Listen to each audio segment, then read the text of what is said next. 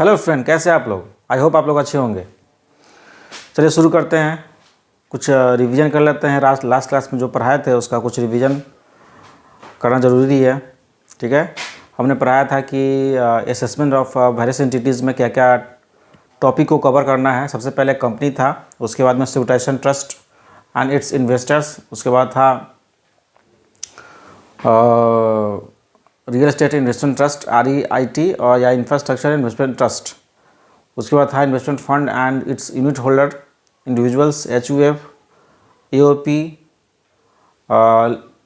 Firm including LLP, आपका cooperative society, mutual concern का देखेंगे असेसमेंट। उसके बाद लाइफ इंश्योरेंस बिजनेस का 115B में, उसके बाद में royalty income in relation to patent develop and registered in India 115 BVF।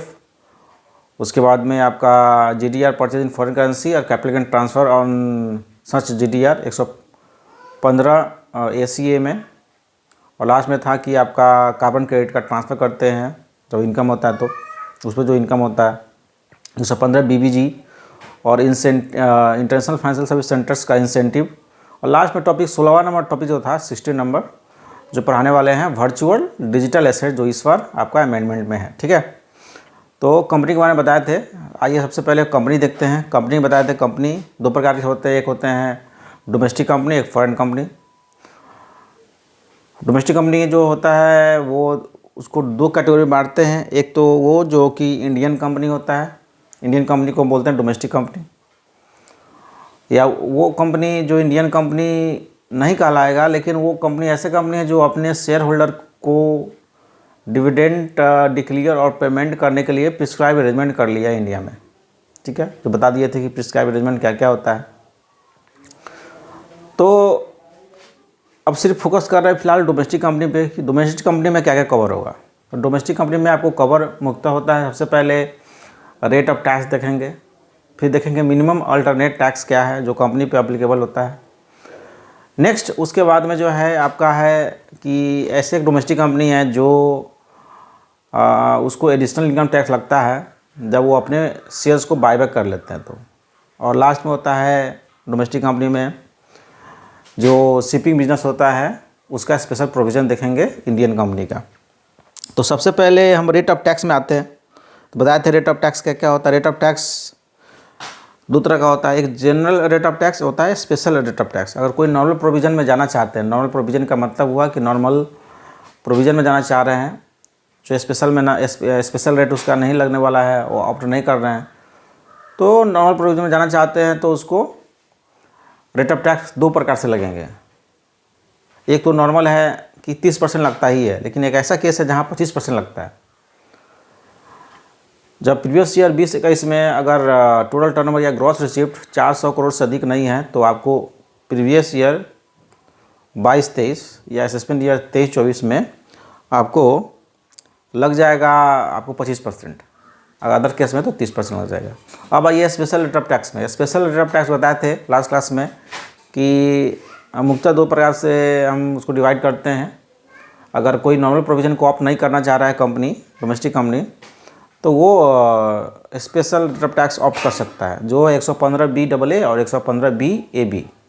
जो बताए थे 115BAA में आपका रेट ऑफ टैक्स जो है 22% प्लस 10% 4% लगता है, और 115BAB में 15% प्लस 10% प्लस 4% लगता है।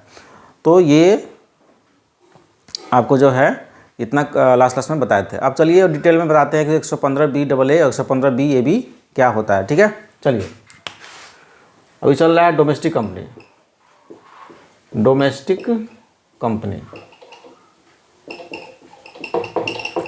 कंपनी का हम देखे थे special rate of tax, rate of tax दो प्रकार से देखे थे। एक देखे थे आपका सेक्शन 115BAA और है सेक्शन 115BAB।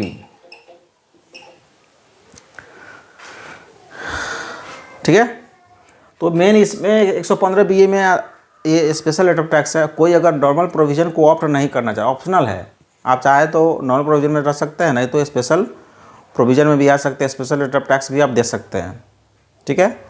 तो आपको नॉर्मल प्रोविज़न आप पे लागू नहीं होगा।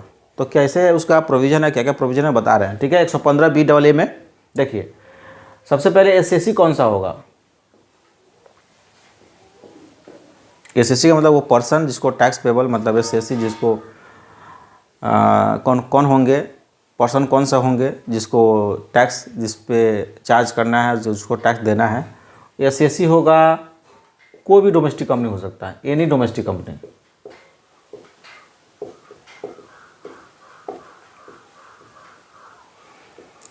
एनी डोमेस्टिक कंपनी का मतलब है पुराना कंपनी भी है, नया कंपनी भी है, कोई भी कंपनी ये सेक्शन 115BAA ऑप्ट कर सकता है, लेकिन ये होना चाहिए डोमेस्टिक कंपनी। डोमेस्टिक कंपनी कोई भी हो, ठीक है।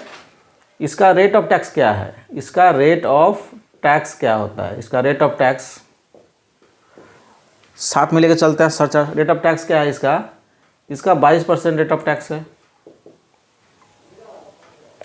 प्लस 10% इसका जो है सरचार्ज है,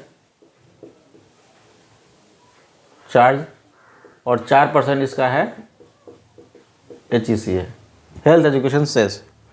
रेट ऑफ टैक्स इसका होता है। अब देखिएगा, ये तो 115BAA का रेट ऑफ टैक्स आपको बता रहे हैं, लेकिन हो सकता है कि जो डोमेस्टिक कंपनी है 115BAA ऑप्ट कर रहा है, ठीक है। तो आपका इनकम जो है 115BAA में हो सकता है, कुछ इनकम जो इनकम 115BAA में हो, कुछ इनकम अदर सोर्स से भी हो सकते हैं, कुछ इनकम जो है आपका कैपिटल गेन से होगा, कुछ इनकम जो है आपका हाउस प्रॉपर्टी से होगा, सैलरी से होगा। तो उसका रेट ऑफ टैक्स क्या होगा वो आपको हम बताने जा रहे हैं, ठीक है। देखिए, इसमें क्या है कि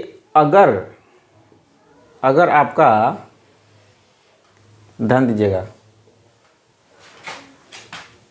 इनकम अगर है अंडर सेक्शन 115BAA, अगर इनकम 115BAA में है का है, तो रेट ऑफ टैक्स वही लगेगा 22 + 10 + 4। अगर मान लीजिए कि ये डोमेस्टिक कंपनी जो 115BAA ऑप्ट किया हुआ है, उसका इनकम हो गया अदर सोर्स का या हाउस प्रॉपर्टी का इनकम हो गया, हाउस प्रॉपर्टी का इनकम हो गया, other than chapter income under chapter chapter 12, that is 112A 111A। मतलब जो कैपिटल गेन का जो था, लॉन्ग टर्म कैपिटल गेन लगता था जो 20%, लॉन्ग टर्म कैपिटल गेन जो इक्विटी शेयर जो है अगर ट्रांसफ़र कर रहा है इक्विटी ओरिएंटेड फंड, ठीक है, ये कंपनी ट्रांसफ़र कर रही है, तो उसको 112A में लगता था 10%, और 1 लाख से ज़्यादा है तो, और 111A में शॉर्ट टर्म कैपिटल गेन जब हम ट्रांसफ़र करते हैं इक्विटी ओरिएंटेड फंड को, इक्विटी शेयर्स को ट्रांसफ़र करते हैं, तो आपको शॉर्ट टर्म कैपिटल गेन लगता था 15%। तो वो इनकम को छोड़ के ये बता रहे हैं। इसका भी है आपको कितना है, तो इसका भी उतना ही है 22% + 10% + 4%। अब हो गया इनकम अंडर चैप्टर 12 में मतलब 112A 111A, मतलब वो short term capital gain, long term capital gain जो आपको स्पेशल रेट ऑफ टैक्स दिया हुआ है, उसका जो अगर इनकम होता है तो उस पर लगता है जितना रेट दिया हुआ है, वो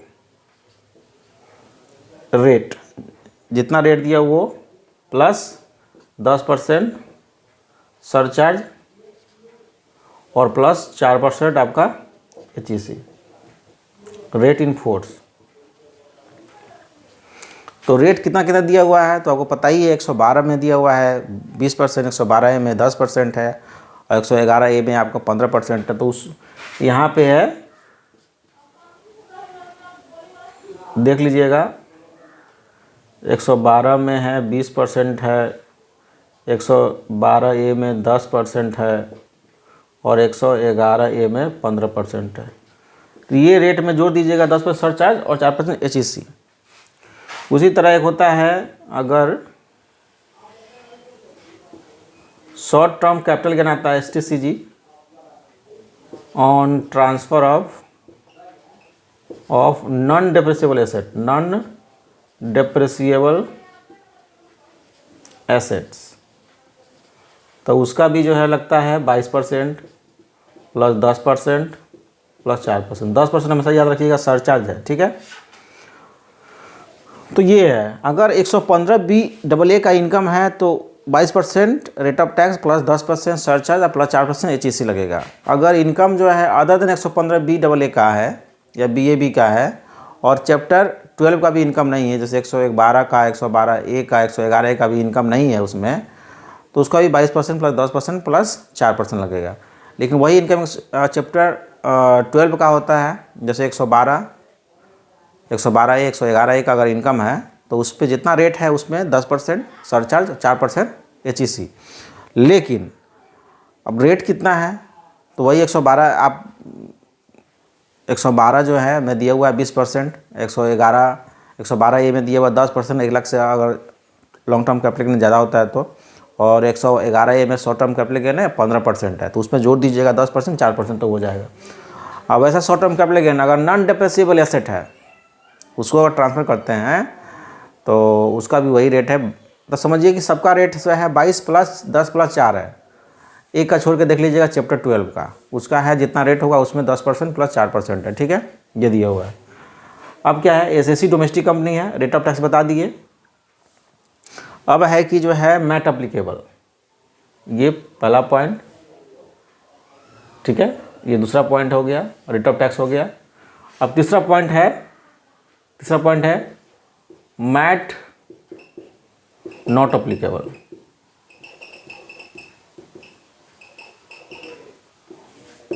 मतलब अगर जो 115BAA अगर ऑप्ट कर रहा है तो उसको मैट अप्लीकेबल नहीं है, उसको मिनिमम अल्टरनेट टैक्स नहीं देना पड़ेगा, ठीक है।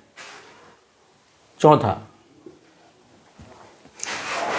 है कि कुछ डिडक्शन है जो कि आपको नॉर्मल प्रोविज़न में मिलता है, जो 115BAA में वो डिडक्शन नहीं मिलेगा। वो डिडक्शन का कुछ नाम है,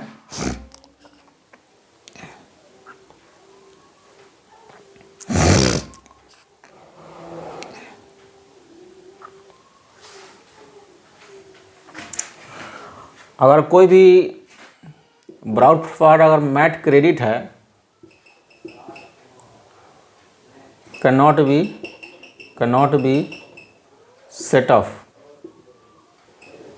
against income under 115BA। मतलब 115BAA में कोई इनकम अगर बाद में हो रहा है, अगर उसका मैट क्रेडिट पहले से है तो वो सेटअप नहीं होगा। इससे अच्छा है कि यहाँ पहले से ही जो है नॉर्मल प्रोविज़न में मैट क्रेडिट को यूटिलाइज कर लीजिए और तब जो है 115BAA का ऑप्ट कीजिए, ठीक है। अब आए 5 पॉइंट में कि डिडक्शन, जो डिडक्शंस है वो आपको जो है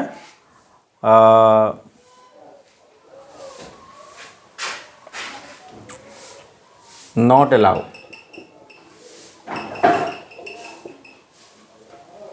following deductions are not allow.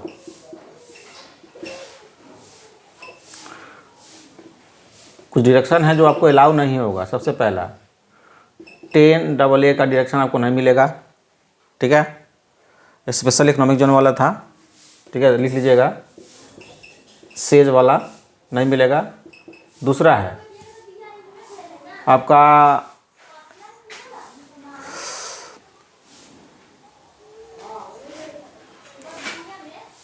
(32(1)(2)A का जो डिडक्शन है नहीं मिलेगा। एडिशनल डिप्रिसिएशन डिप्रिसिएशन जो मिलता था on new plant and machinery at the rate of 20%। इसको ये डायरेक्शन जो 115 बी डबल ए ऑप्ट करेगा उसको पहले तो 10 डबल ए सेज वाला जो डायरेक्शन उसको नहीं मिलेगा। फिर 2 ए का जो एडिशनल डिप्रिसिएशन है 20% वो इसको नहीं मिलेगा जो न्यू प्लांट मशीनरी पे होता है। न्यू मतलब additional depreciation on cost of new plant machinery. उसके बाद में आपका है आता है 33 A B 33 A B A manufacturing करता था, manufacturing tea rubber and coffee का डायरेक्शन जो आपको मिलता था 40% का वो नहीं मिलेगा। ठीक है, 40% का ऑफ प्रॉफिट एंड गेन। इसमें है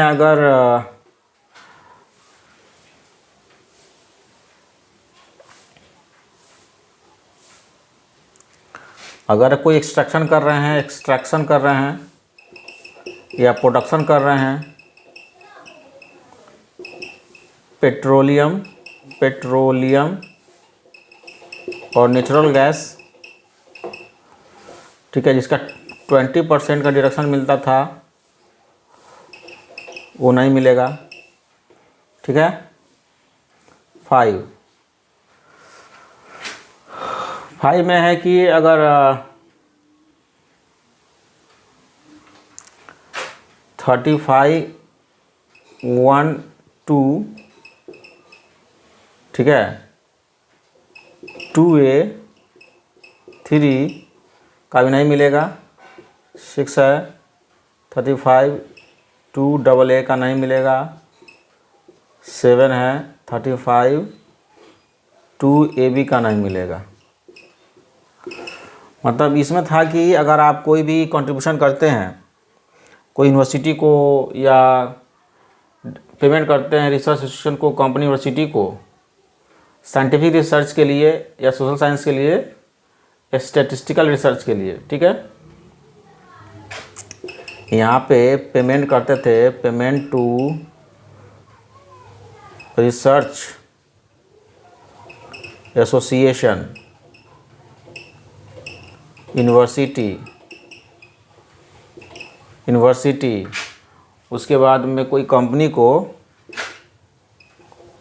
company for undertaking scientific research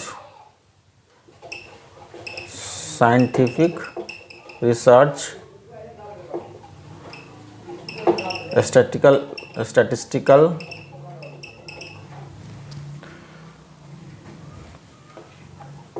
research और सोशल साइंस।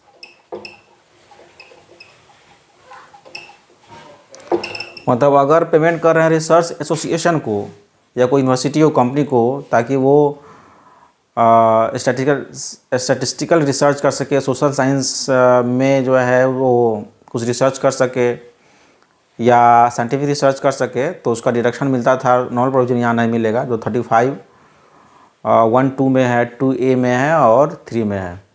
ठीक है, 35 2 डबल ए में आपको वो भी डिडक्शन आपको नहीं मिलेगा जो कि आपका है आप कंट्रीब्यूशन करते हो टू नेशनल लैबोरेटरी या IIT, तो नहीं मिलेगा। फिर बाद में इन हाउस कोई कंपनी जो है इन हाउस रिसर्च कर रही है, इन हाउस रिसर्च, ठीक है, तो उसमें डिडक्शन मिलता 35 2AB में मिलता है तो भी नहीं मिलेगा। ठीक है, फिर बाद में आपका आया 8 में 35 triple C agriculture extension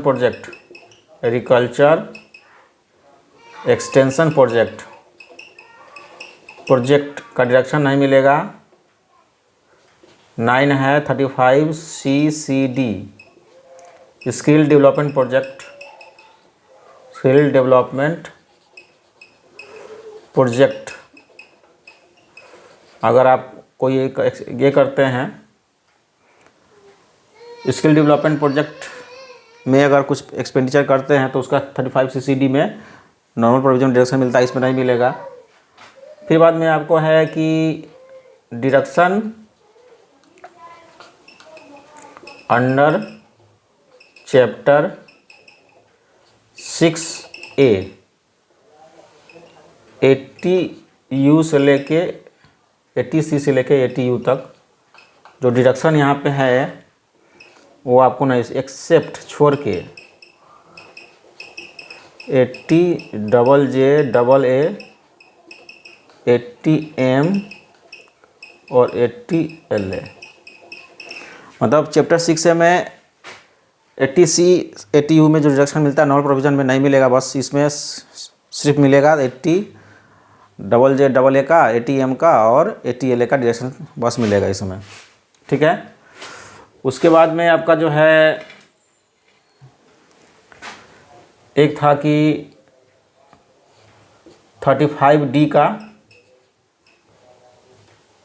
AD का investment link deduction, investment link deduction मिलता है जो 100% है, जो इसमें नहीं मिलेगा। जितना आप लगाते हैं इन्वेस्टमेंट लिंक डिडक्शन करते हैं, जो बी कीपिंग होता है, बी वैक्स होता है, या कोई शुगर केन होता है, कोल्ड स्टोरेज होता है, ये सब में अगर कुछ इन्वेस्ट करते हैं तो आपको नॉन प्रोविजन में 100% डिडक्शन मिलता है, लेकिन इसमें डिडक्शन आपको नहीं मिलेगा। तो बहुत सारे डिडक्शन जो नहीं मिल रहा है, ठीक है। उसके बाद में ये सब, ये जितना आइटम है इसमें कोई अगर सेट ऑफ लॉस है या अनअब्जॉर्बेशन है इसके रिगार्ड में, अनअब्जॉर्ब डेप्रिसिएशन है इसका, तो can not be given against income of 115BAA। 115B income होगा, और ये सब का कोई अगर लॉसेज है या अनऑब्जर्व डिप्रिसिएशन है, जितना भी डिडक्शन है उसके रिगार्ड में, तो मान लीजिए कि वो दे दिया गया है, उसको नहीं मिलेगा डिडक्शन। सेटअप जितना भी ये लॉस है उसको 115BAA का इनकम से सेटअप नहीं कर सकता है उसको। अब आता है, ये तो 5th पॉइंट है, ठीक है। ये 6th पॉइंट हुआ सेटअप वाला। आइए 7th पॉइंट। 7th पॉइंट में क्या है कि 7th पॉइंट में आपका है कि जो डिप्रिसिएशन है अंडर सेक्शन 32 में जो होता है वो रिस्ट्रिक्टेड हो जाता है, रिस्ट्रिक्टेड टू 40%। मतलब आपको जो भी डिडक्शन है 40% के बाद में जो भी आपको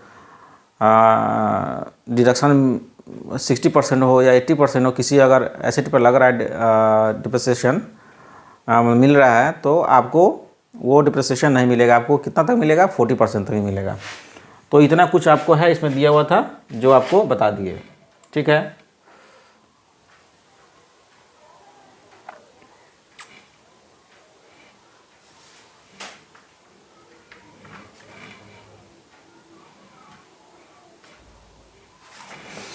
ठीक है। 8 पॉइंट में क्या है? 8 में है कि अगर आपका कोई भी अगर मैट क्रेडिट है पहले से, तो आप उसको पहले यूटिलाइज़ कर लीजिए नॉर्मल प्रोविज़न में। नॉर्मल प्रोविज़न को यूटिलाइज़ कीजिए और मैट क्रेडिट को यूटिलाइज़ करके तब नेक्स्ट ईयर में यहाँ जो है 115BAA का ऑप्ट कर सकते हैं। मतलब इसमें ऐसा नहीं है कि यहाँ आपको कहीं रिस्ट्रिक्टेड है कि इस साल में ही आपको ऑप्ट करना है, कभी भी ऑप्ट कर सकते हैं। लेकिन मान लीजिए एक बार ऑप्ट कर लिए तो जो भी मैट क्रेडिट है आप उसका सेटअप नहीं मिलेगा, या कोई चीज़ का डिडक्शन है तो आपको नहीं मिलेगा। तो यह काम कीजिए कि डिडक्शन लीजिए, पहले मैट क्रेडिट का सेटअप कीजिए, तब उसके बाद में आप क्या कीजिए 115BAA का ऑप्ट कर सकते हैं। तो इतना कुछ इसमें है। और आपको जो है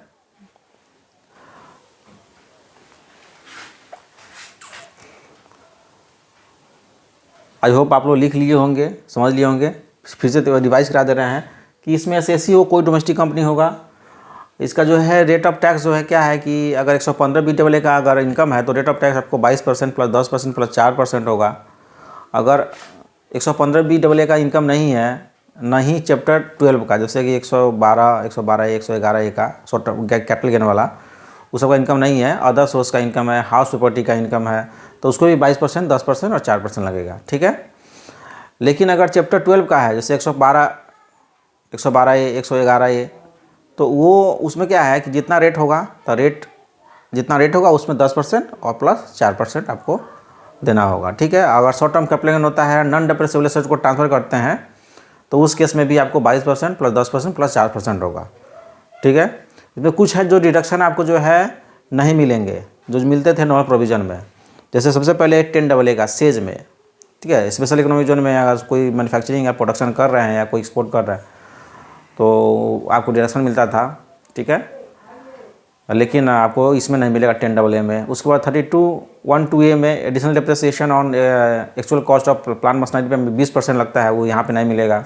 33AB, अगर कोई भी मैन्युफैक्चरिंग करते हैं टी, रबर, कॉफ़ी का, तो 40% प्रॉफिट होता है, गेन होता है, उसका आपको डिडक्शन सब्जेक्ट टू द कुछ कंडीशन है 40% मिलता था, जो नॉर्मल प्रोविजन में यहाँ नहीं मिलेगा। फिर अगर एक्सट्रैक्शन करते थे, प्रोडक्शन करते हैं अगर नेचुरल गैस का या पेट्रोलियम का, तो आपको कुछ सेबी में जमा करना होता है, कुछ उसमें कंडीशन है, तब आपको 20% का डिडक्शन मिलता था नॉर्मल प्रोविजन में, जो यहाँ नहीं मिलेगा। फिर आया 35AD में, जो इन्वेस्टमेंट लिंक डिडक्शन है, जो 100% जो आपको मिलता है इन्वेस्टमेंट कीजिएगा तो कुछ, जो कि आपको मिलेगा, जो यहाँ पे नहीं मिलेगा। फिर आपका जो है 32(1)(2)A)(3) में क्या है कि अगर कोई भी पेमेंट करते हैं रिसर्च एसोसिएशन को या कोई भी कंपनी को, यूनिवर्सिटी को, ताकि वो साइंटिफिक रिसर्च कर सके, सोशल साइंस पे रिसर्च कर सके या स्टैटिस्टिकल रिसर्च कर सके, तो उसका डिडक्शन मिलता था नॉर्मल प्रोविजन में, यहाँ नहीं मिलेगा। 35(2)AA, अगर आप नेशनल लेबोरेटरी को, IIT को पेमेंट करते हैं तो 100% का डिडक्शन मिलता है नॉर्मल प्रोविजन में, जो यहाँ नहीं मिलेगा। 2AB, जो कि आपका जो है अगर इन हाउस कोई कंपनी रिसर्च करती है तो उसको 100% डिडक्शन मिलता है, जो यहाँ पे नहीं मिलेगा, ठीक है। फिर है कि चैप्टर 6 में जो आपको डिडक्शन 80C से लेकर 80U तक जो डिडक्शन मिलता है नॉर्मल प्रोविजन में, जो यहाँ नहीं मिलेगा। जैसे कि आपका कुछ है कुछ है जो कि उसको छोड़ के, जैसे मान लीजिए 80JJAA, 80M और 80LA को छोड़ के आपको जो है डिडक्शन जो है नहीं मिलेगा, ठीक है। कोई भी अगर इस सारे डिडक्शन बताएं उसमें कोई भी लॉस है या कोई अनदर डिप्रिसिएशन है, तो उसको आप कैरी फॉरवर्ड करके अगर 115 BAA का जो इनकम है उससे सेटअप नहीं कर सकते हैं, ठीक है। मान लीजिए कि 32 में डिप्रिसिएशन का रेट बहुत सारा दिया हुआ है, जो 10% है, 15% है, आपका दिया हुआ है। उसके बाद में आपका 60% भी है। तो आपका जितना अगर रेट रहेगा, आपका रिस्ट्रिक्टेड है 40% तक मिलेगा डिडक्शन, उसके ऊपर नहीं मिलेगा। आप 20% ले लीजिए, 30% ले लीजिए, 40 ले लीजिए, 40 से ऊपर में रेट होगा तो उसको 40% ही आपको डिप्रिसिएशन डिडक्शन मिलेगा। तो होप आप लोग समझ हो गए। कोई मैट क्रेडिट है मान लीजिए, तो अगर कोई भी डोमेस्टिक कंपनी ये 115 BAA ऑप्ट करता है, तो मैट क्रेडिट लास्ट ईयर है, तो इस साल में अगर ऑप्ट कर लिया तो मैट क्रेडिट नहीं मिलेगा उसको, तो क्या फ़ायदा हुआ। तो मैट क्रेडिट, एक काम कीजिए कि मैट अभी आप ऑप्ट कर लीजिए, अभी जो है आप मैट क्रेडिट ले लीजिए, कुछ डिडक्शन बचा हुआ है उसको ले लीजिए, ठीक है। और उसके बाद में आप क्या कीजिए कि आप जो है अगले साल ऑप्ट कर सकते हैं इसमें, ठीक है। तो ये रहा 115 BAA का पूरा आपका समरी।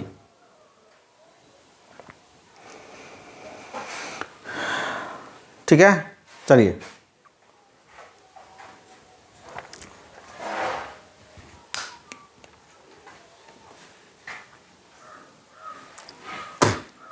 अब मान लीजिए कि इसमें क्या है कि जो भी कंडीशन है सेटिस्फाइड नहीं किए हैं, तो आपका ऑप्शन जो ऑप्ट किए हैं उसको इनवैलिड माना जाएगा और आपका नॉन प्रोविज़न लागू हो जाएगा, ठीक है।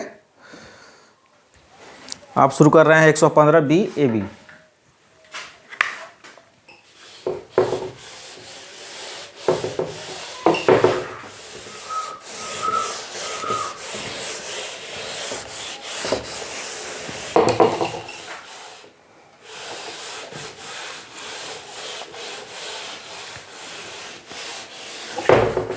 115B AA हो गया है और 115B 100 यहाँ शुरू करते हैं फ्रेश में, यहाँ से लेते हैं सेक्शन 115BAB। चलिए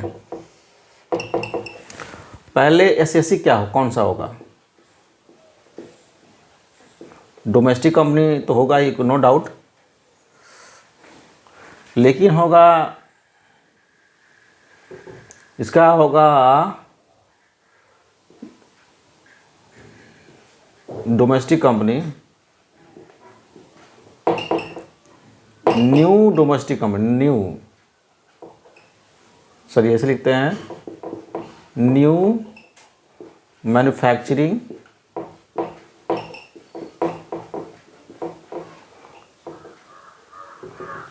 डोमेस्टिक कंपनी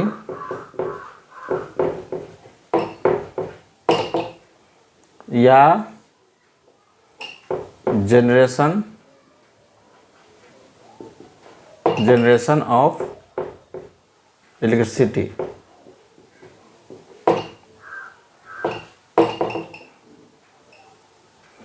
और क्या है?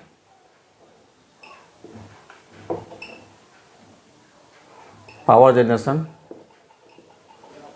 ठीक है, पावर जनरेशन बोल सकते हैं इसको, न्यू पावर जनरेशन कंपनी बोल सकते हैं, डोमेस्टिक कंपनी।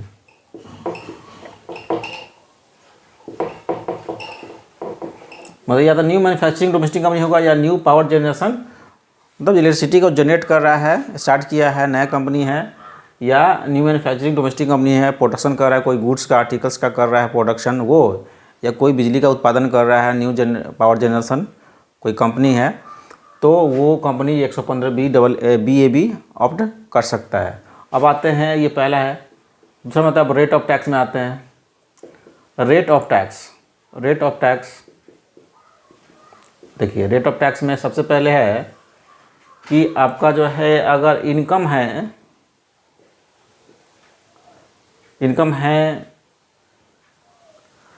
115BAB में, अगर इनकम है तो आपको लगेगा 15% प्लस 10% प्लस 4%, मतलब रेट है, सरचार्ज है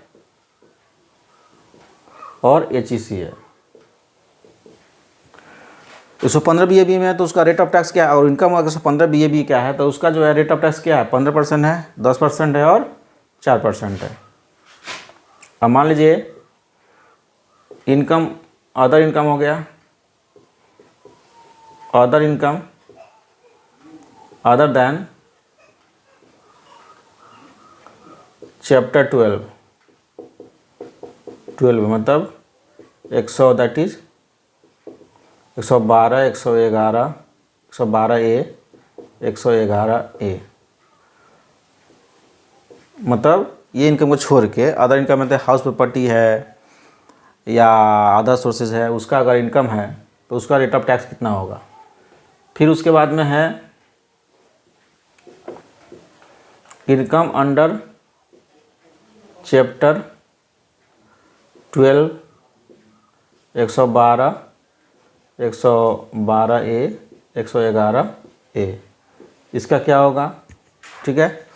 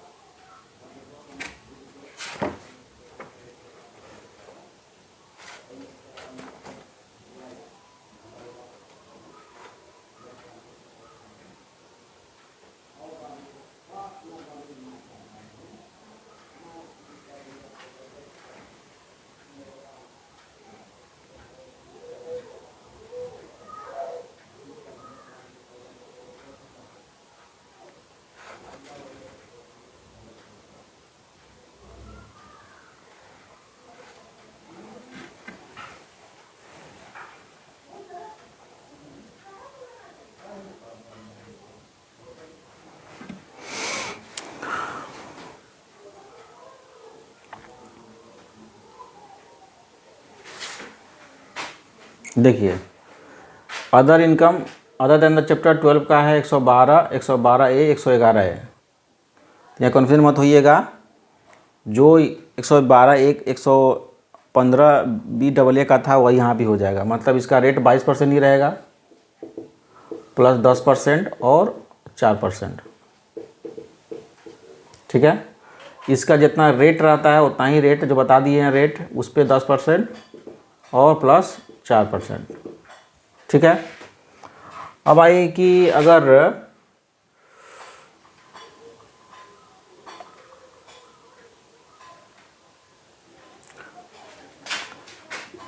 शॉर्ट टर्म कैपिटल गेन होगा, STCG होगा on non depreciable asset, non depreciable assets, उसका भी होगा 22% प्लस 10% प्लस 4%। तो कन्फ्यूजन ही है, आपको समझना पड़ेगा। ठीक है, नॉन डिप्रेसिबल एसेट का उतना लगेगा 22% और short term capital gain on depreciable asset का होगा, एसेट का होगा तो वो होगा 15% प्लस 10% प्लस 4%। तो ध्यान दीजिएगा कि देखिए एक तो 115BAB में तो 15% तो है ही, तो आपको क्या देखना है कि इसमें कैसे कन्फ्यूजन दूर करें। तो 115BAB का 15% है ही, 15 प्लस 10 प्लस 4 है। उसके बाद में आपका अदर सोर्सेस या हाउस प्रॉपर्टी अदर इनकम कोई है तो उसका जो है जो 115B AA में था वही है, तो 22% ही है, तो उसे आपको रिलेट कर सकते हैं। और आप अगर चैप्टर 12 का है, अगर मान लिया 112 का 112A, 111A का शॉर्ट टर्म कैपिटल गेन जो होता है 111A में, लॉन्ग टर्म कैपिटल गेन आता है 112 में, 112A में आता है, तो उसका कोई इनकम है तो उस पर जो रेट है प्लस 10 तो था ही पहले से ही। ठीक है, नॉन डिप्रेसिबल एसेट जो पहले भी बताए थे कि हाँ अगर ट्रांसफर करते हैं शॉर्ट टर्म कैपिटल गेन आता है तो उसका 22% है, तो वो भी होगा, वो था ही पहले से। लेकिन एक है कि अगर डिप्रेसिबल एसेट है तो उसका शॉर्ट टर्म कैपिटल गेन आता है तो उसका 15% होगा। मतलब जो 115BAB का जो रेट है 15% वही रेट लगेगा डिप्रेसिबल एसेट का 15%, बाकी सब 22% है। ठीक है, तो इतना हो गया इनकम 115BAB में, तो 15 plus 10 plus 4। Other than chapter 12 का है तो भाई 22 प्लस 10 प्लस 4, और इनकम अंडर चैप्टर 12 में है तो रेट जितना रहेगा वो प्लस 10 प्लस 4। अगर नॉन डिप्रेसिबल एसेट को ट्रांसफर करते हैं शॉर्ट टर्म कैपिटल गेन आता है तो 22%, और डिप्रेसिबल एसेट का करते हैं transfer short term capital gain आता है तो उसका लगेगा 15% लगेगा, और प्लस 10% प्लस 4%। याद रखिएगा सरचार्ज जो है सब में कॉमन है 10%। 115B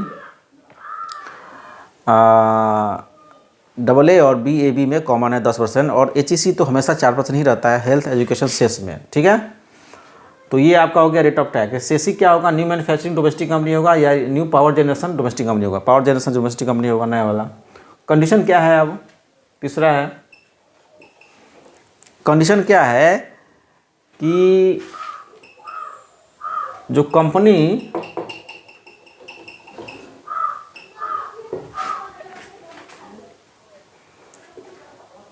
must be set up or registered कौन डेट होना चाहिए, ऑन और आफ्टर 1/10/2019। कंपनी जो है सेटअप और रजिस्टर कब होना चाहिए, उस डेट को या उसके बाद, 1/10/2019 को या उसके बाद। और कंपनी मस्ट बिगिन और कमेंस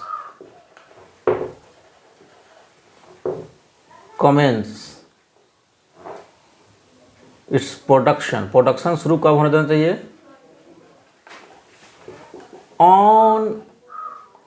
ऑन और बिफोर 31/3/2024। कंडीशन ये है कि आप 1/10/2019 को या उसके बाद आप सेटअप रजिस्टर कर लीजिए। लेकिन अगर सेटअप करने के बाद क्या होता है कि छोड़ देता आदमी, कुछ करता नहीं है, बिजनेस स्टार्ट नहीं किया, कॉमेंसमेंट शुरू नहीं हुआ, करते रहेंगे नहीं। आपको 31/3/2024 को या उससे पहले बिजनेस का जो है प्रोडक्शन करना, मैन्युफैक्चरिंग करना शुरू कर देना होगा आपको, तभी जो है आपको इससे 15B AB का आपको इतना जो है डिडक्शन मिलेगा, छाड़ मिलेगा। ठीक है, ये आपको कंडीशन है। फिर चौथा क्या हुआ, चौथा है कि मैट अप्लीकेबल नहीं होगा, मैट अप्लीकेबल नहीं होगा, नॉट अप्लीकेबल। पांचवा है, ठीक है, option must be exercised in very first year of company, first year of setup और रजिस्टर्ड। बोलता है कि जो 115 BAB का जो ऑप्शन आप ऑप्ट कीजिएगा वो उसी साल में कीजिएगा जिस साल में आप कंपनी को सेटअप किए हैं, ऑप्शन उसी साल करना पड़ेगा। तो इसका मतलब ये हुआ कि अगर कोई भी मैट क्रेडिट है वो नहीं होगा। छठा क्या है कि no MAT credit against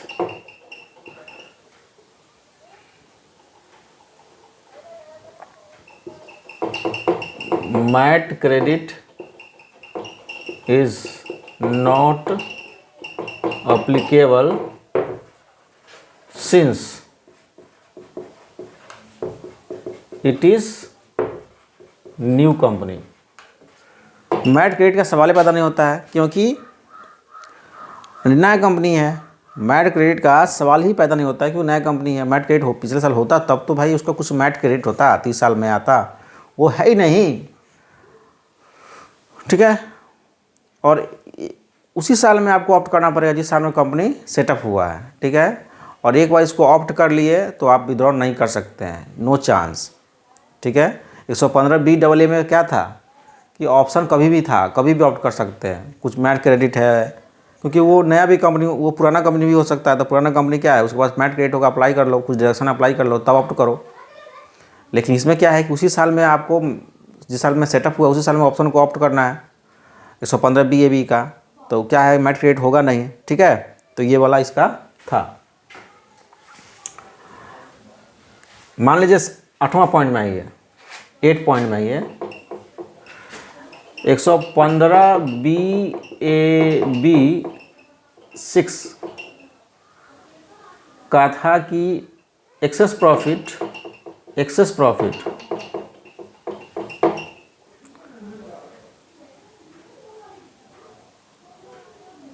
ascertain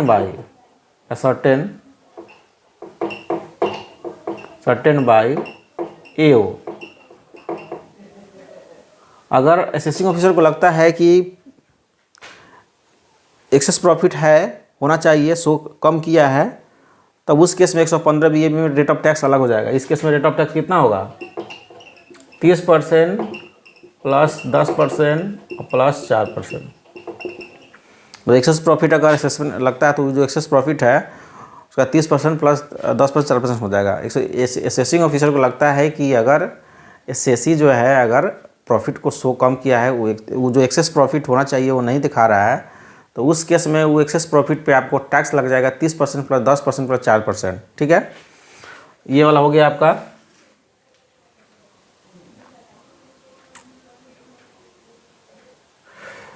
और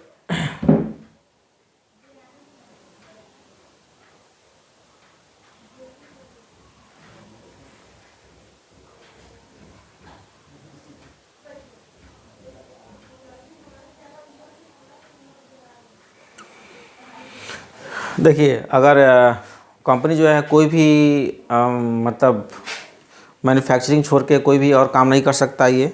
ठीक है, मैन्युफैक्चरिंग प्रोडक्ट कोई या कोई आर्टिकल है उसको मैन्युफैक्चरिंग करना है वही है, उसके अलावा कुछ नहीं कर सकता। कुछ ऐसा चीज़ है जो उसको हम मैन्युफैक्चरिंग नहीं कहते हैं कि मैन्युफैक्चरिंग कर रहे हैं। जैसे कि मान लीजिए सॉफ्टवेयर का डेवलप करना है, तो सॉफ्टवेयर डेवलप होगा तो वो मैन्युफैक्चरिंग में नहीं कहलाएगा। ठीक है। मान लीजिए कि अगर कोई भी गैस सिलेंडर में गैस को अगर फिलअप कर रहे हैं, ठीक है, बॉटलिंग कर रहे हैं गैस सिलेंडर में गैस को, वो भी मैन्युफैक्चरिंग में नहीं आता है। जैसे कि मान लीजिए कि आपका मार्बल होता है, मार्बल ब्लॉक होता है, मार्बल का जो है स्लैब बनता है, तो मार्बल को स्लैब बना देते हैं, conversion of marble block into slab.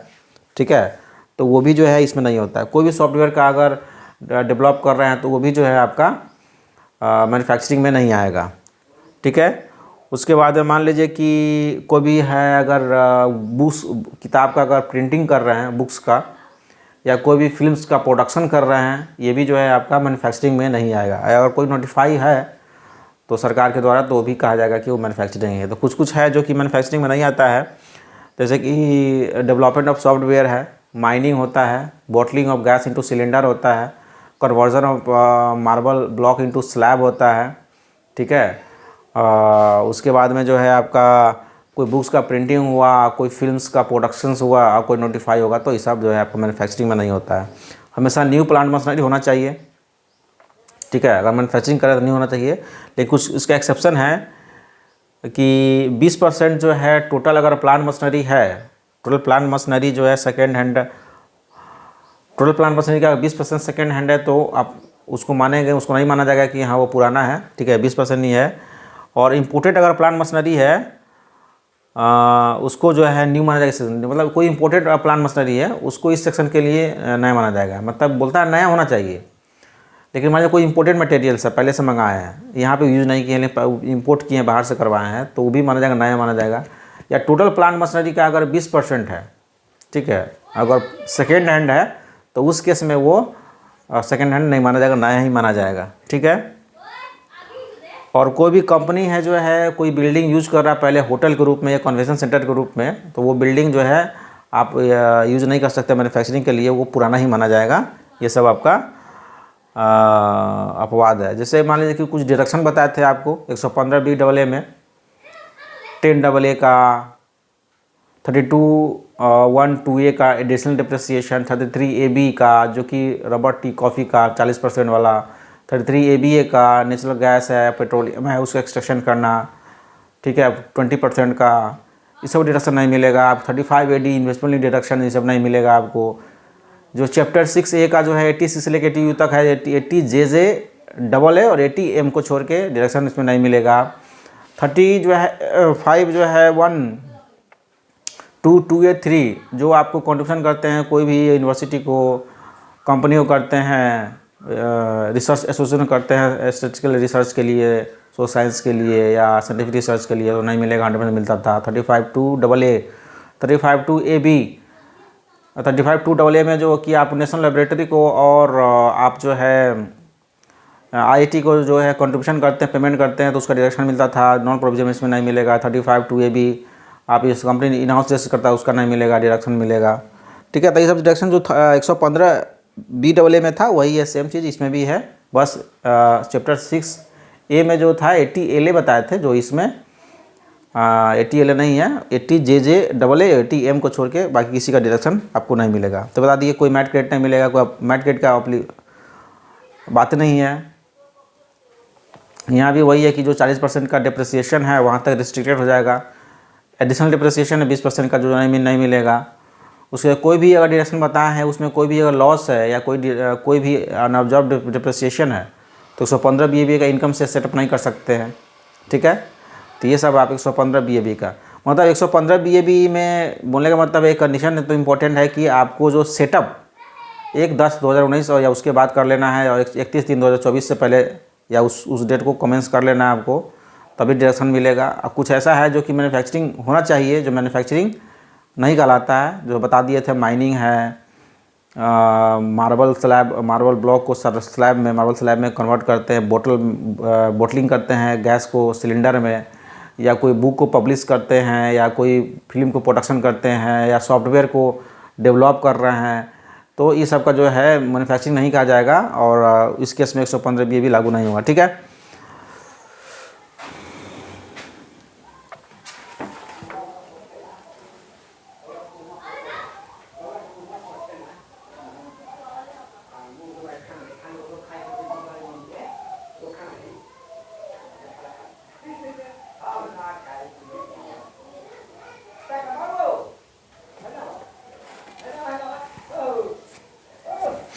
तो ये रहा आपका 115BAA और 115BAB। ठीक है, नेक्स्ट क्लास में शुरू करेंगे आपका मैट मिनिमम अल्टरनेट टैक्स। ठीक है, और मिनिमम अल्टरनेट टैक्स शुरू करेंगे, फिर उसके बाद में शुरू करेंगे आपको additional income tax on distributed income of domestic company on buyback of इस शेयर्स। फिर लास्ट में आपका जो है शिपिंग बिजनेस इंपॉर्टेंट वो भी है, स्पेशल प्रोविज़न है शिपिंग बिजनेस का इंडियन कंपनी का, वो भी है देखेंगे। जब तक लिए